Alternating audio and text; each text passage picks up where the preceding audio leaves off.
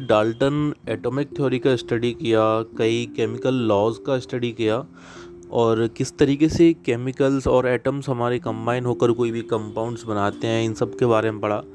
तो इनमें सबसे इम्पोर्टेंट चीज़ें जो हमने एक लॉज ऑफ केमिकल्स कॉम्बिनेशंस के अंदर भी पढ़ा था कि law of conservation of mass आया था, कांस्टेंट प्रोपोर्शन आया था, तो वो यहाँ पर क्या अपने आप में इन एटम्स के साथ रोल प्ले कर रहे थे। तो आज हम उसके बारे में जानेंगे।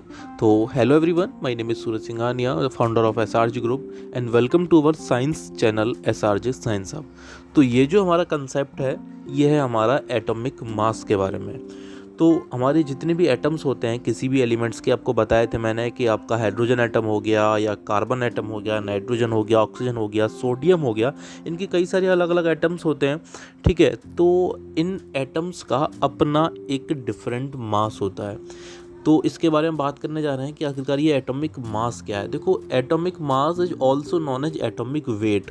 उस एटम का अपना खुद का क्या वजन है वही एटॉमिक मास भी कहलाता है। अच्छा, अब इसको कैसे फाइंड करते हैं? The total mass of N atom of a chemical element. जब किसी भी हम एलिमेंट को कंबाइन करते हैं कुछ भी कंपाउंड बनाने के लिए, तो तुमने देखा होगा उसका मास बिफोर रिएक्शन और आफ्टर रिएक्शन, हमने law of conservation of mass के अकॉर्डिंग पढ़ा, इक्वल रहता है, नॉट क्रिएटेड नॉर डिस्ट्रॉयड। ठीक है, तो यहाँ पर मास अपने आप में एक इम्पोर्टेंट रोल प्ले करता है। तो इसको हम जो एटॉमिक मास को जो हम एक्सप्रेस करते हैं वो किसके थ्रू करते हैं? एक इसकी यूनिट ली, वो यूनिट थी हमारी स्मॉल यू।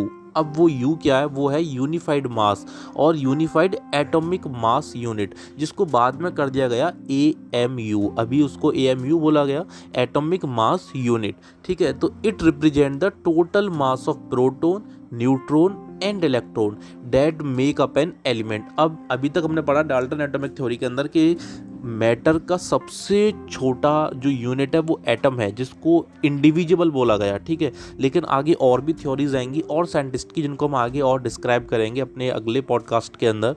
तो वहाँ पर पता चला कि एटम को भी हम ब्रेक कर सकते हैं, जो कि हमारे कुछ ड्रॉबैक रहे डाल्टन एटॉमिक थ्योरी के। तो वहाँ पर निकल कर आएंगे कि हमने एटम को भी ब्रेक किया, प्रोटॉन के अंदर, न्यूट्रॉन के अंदर, इलेक्ट्रॉन के अंदर। ठीक है, तो इन तीनों के मास को मिला करके, वेट को मिला करके एक सिंगल एटम का वजन निकल कर आया। लेकिन अभी फ़िलहाल में क्या होता है कि जब तक ये चीज़ें निकल कर नहीं आती तब तक क्या होता है कि हम क्या करते हैं, जो हमारा कार्बन का एटम है उसके थ्रू इन सब के वजन को हम डिटेक्ट करते हैं, फाइंड आउट करते हैं। फॉर एग्जांपल अगर हम ले लें, जैसे कि हम किसी भी ऑब्जेक्ट का वेट कर रहे हैं, तो हमें अगर उसका वेट पता नहीं है, उनमें से एक हमारे पास कई सारा कलेक्शन है ऑब्जेक्ट्स का, लेकिन वहाँ पर हम पे किसी एक चीज़ का वेट पता है, तो हम उसके वेट को एक साइड में रख करके उसके वेट के थ्रू बाकी अदर चीज़ों का वेट कंपेयर करते हैं। तो यहाँ पर ऐसे ही हमने कार्बन को लिया था, उसका हमने किसी तरीके से फाइंड आउट किया उसके कई सारे आइसोटोप्स को लेकर के। अब आइसोटोप क्या है? जैसे कि हमारे जो कई सारे एटम हैं, अलग अलग एलिमेंट्स के कई सारे एटम हैं, मतलब हाइड्रोजन के 2 एलिमेंट, हाइड्रोजन अपने आप में एक एलिमेंट हो गया, उसके 2 एटम हो गए, मान लो 3 एटम हो गए, ऐसे ही कार्बन के भी कई सारे एटम हो गए। ठीक है, तो यहाँ पर हमने उसको लिया कार्बन को। The atomic mass of an element is a weighted average of the masses of the natural occurring isotope.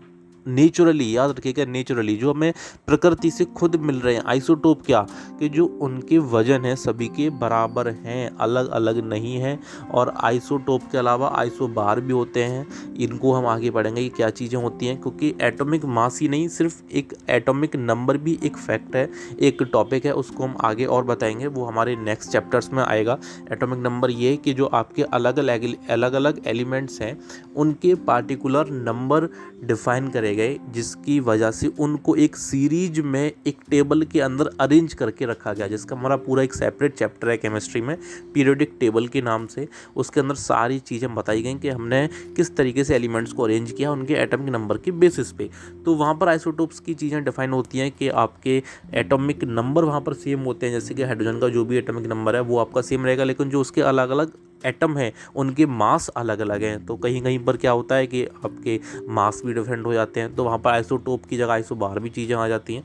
तो ठीक है, यहाँ पर हम फिर एग्जांपल लेते हैं एटॉमिक मास ऑफ कार्बन, जिसका वजन है हमारा 12.01 unit, which means that a carbon atom has a total mass of 12.01 unit अब देखो यहाँ पर हमने ऐसी और एग्जांपल लिया ऑक्सीजन का। The atomic mass of oxygen is 15.99 unit which means that N oxygen atom has a total mass of 15.99 unit. अब हमने इसको क्या एक्यूरेट करने के लिए प्रिसाइज कर दिया, हमने इसकी अप्रोक्सीमेशन वैल्यू ले ली, जिसका हमने ऑक्सीजन का मास रख दिया 16। अब एटॉमिक मास अपने आप में एक इम्पोर्टेंट कॉन्सेप्ट है केमिस्ट्री में भी फिजिक्स में भी, जहाँ पर हम क्या करते हैं, identify elements and their isotopes, calculate the mass of molecule and compound. Molecule आपको पिछले पॉडकास्ट में बताए थे और आगे भी हम आपको बताने जा रहे हैं। अब यहाँ पर कुछ चीज़ें हम ले लें अगर, तो हमने जो कार्बन का बताया, तो यहाँ पर क्या होता है, जो हम पर आप एग्जैक्ट चीज़ें नहीं थी, तो हमने कार्बन का जो डिटेक्ट किया, तो उस पर हमने क्या किया, each element had a characteristic of atomic mass. सभी जितने भी एलिमेंट है सबका अपना एक क्या होता है, मास होता ही है, ठीक है। तो IUPAC ने इसको डिफाइन कर दिया था यूनिवर्सली कि इसको हम एटॉमिक मास यूनिट बोलेंगे, AMU। अब carbon 12 isotope was a chosen as a standard reference for measuring atomic masses. सभी एलिमेंट्स के एटॉमिक मासेस को डिटेक्ट करने के लिए, फाइंड आउट करने के लिए, मेजर करने के लिए हमने स्टैंडर्ड कार्बन का जो 12th आइसोटोप है, 12वें नंबर का, 1/12th mass of 1 atom of carbon 12, उसको हमने लिया। The relative atomic mass of all elements have been found with respect to an atom of carbon 12। मतलब हम और किसी भी एटम का मास अगर लेंगे तो उसका हम कंपैरिजन करते थे कार्बन के 12वें एटम से, ठीक है। ये हमारा कंसेप्ट था जब तक हमारे पास प्रोटॉन, न्यूट्रॉन्स और इलेक्ट्रॉन्स की चीज़ें नहीं आई थी, डिस्कवरी नहीं आई थी।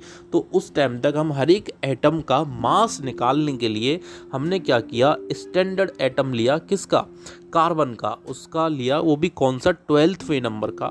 वहाँ से हम इनके एटॉमिक मासेस को निकालते थे। लेकिन जब हमने आगे और डिस्कवरीज की और साइंटिस्ट की थ्योरीज आई, प्रैक्टिकली प्रूफ हुई वो, तो वहाँ पर हमने आपको जो अभी थोड़ा देर पहले बताया, वहाँ पर ये कंसेप्ट चेंज हुआ और हमारा जब हमको पता चला कि हमारा जो एटम है वो भी डिवाइड हो पाया, किसके थ्रू, किन के अंदर, किस पार्ट में, वो हुआ हमारे 3 पार्ट में, प्रोटॉन में, न्यूट्रॉन में और इलेक्ट्रॉन में। तो इन तीनों का मास काउंट करने के बाद जो टोटल मास निकल कर आया वो हमारा एटॉमिक मास कहलाया था उस टाइम पे। लेकिन ये सब कब हुआ, कुछ टाइम बाद, लेटर। पहले हम क्या करते थे, पहले हम सिर्फ कार्बन के 12th एटम को हमने स्टैंडर्ड रेफरेंस दे दिया था और एटम्स के मास को कंपेयर करके उनका मास फाइंड आउट करने के लिए 1/12th part of the mass of an carbon 12 atom, ठीक है। तो ये हमारा एटॉमिक मास कहलाया। अब हम आगे वाले पार्ट्स में डिस्क्राइब करेंगे कि हमारा ये इलेक्ट्रॉन, प्रोटॉन और न्यूट्रॉन्स किस तरीके से डिस्कवर हुआ, आइसोटोप्स और ये सारी चीज़ें, ठीक है ना। तो अब तक के लिए हमारा ये एटॉमिक मास यहाँ पर फाइंड आउट हो पाया कि आखिरकार एटॉमिक मास क्या है। और इसकी स्टैंडर्ड यूनिट जो निकल कर आई वो पहले तो यू थी, स्मॉल यू, यूनिफाइड मास। उसके बाद इसको IUPAC ने डिफाइन कर दिया एक स्टैंडर्ड यूनिट के नाम पर, जो कि हमारी क्या निकल कर आई, atomic mass unit, AMU। So thank you everyone.